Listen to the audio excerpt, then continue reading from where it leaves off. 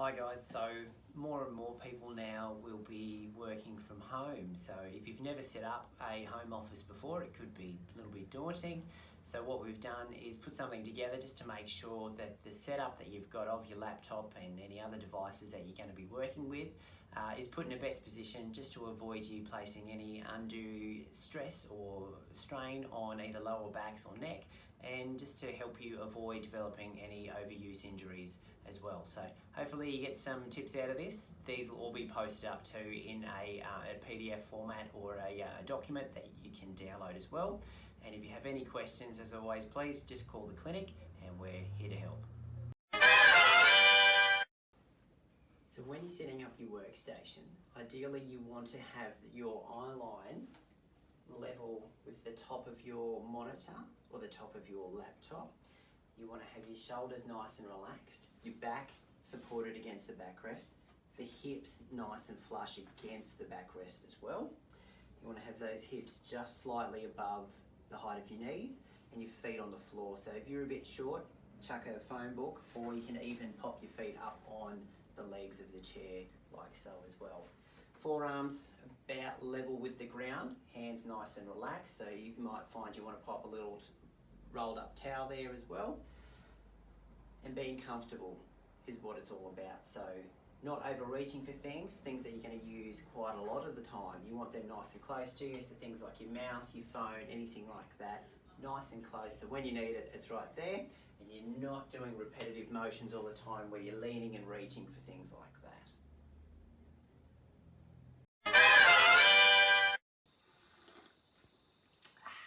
Oh, hi, didn't see you there.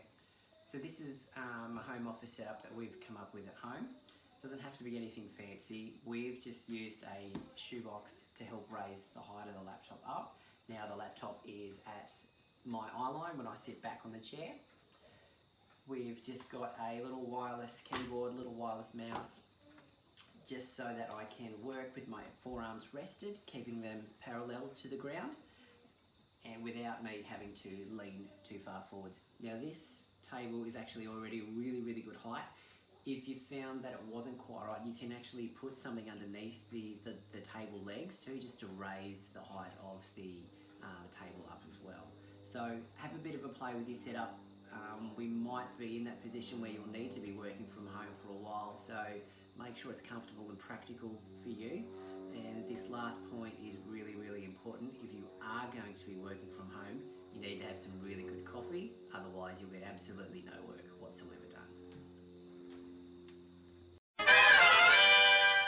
So if you've been sitting for a while, it's a really good idea to get up and get moving. So ideally no longer than half an hour, but an hour max. If you've been sitting any longer than 60 minutes, you definitely need to get up and stretch. It could be just walking up and down the hallway a couple times, putting the jug on and making yourself a cup of tea, cup of coffee, going to the loo, going outside.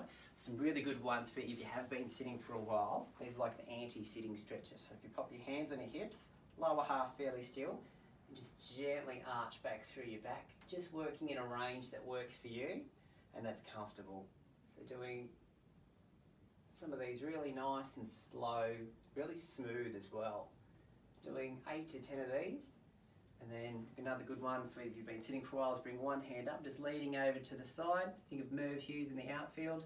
It's almost that side to side, but just hold it. You don't want to try and bounce in and out of the stretch. Give it a good 10-15 seconds, and then just do the same thing on the other side. Beautiful.